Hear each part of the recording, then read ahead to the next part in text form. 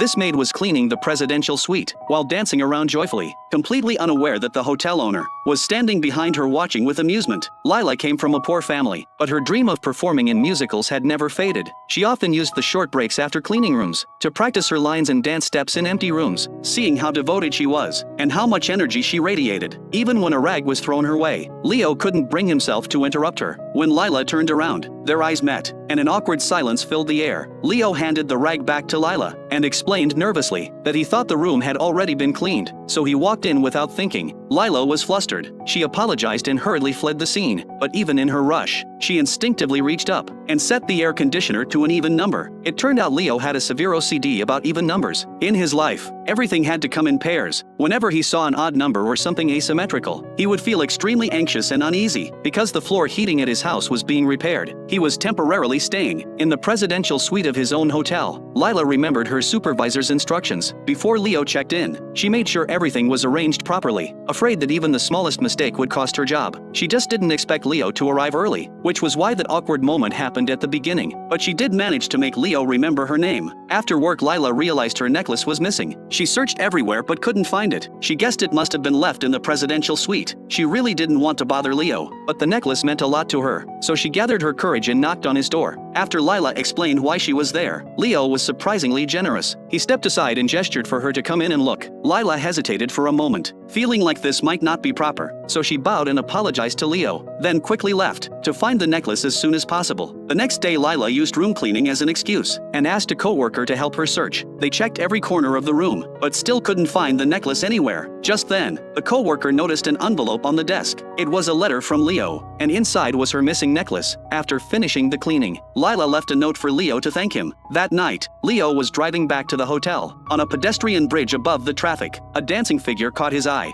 Through the car window and the darkness, he couldn't see her face clearly, but he was absolutely certain it was Lila, because even in the cold wind, that same vibrant energy she had was exactly like the day in the presidential suite. He was completely mesmerized until the car behind him honked loudly. Only then did he realize the light had turned green.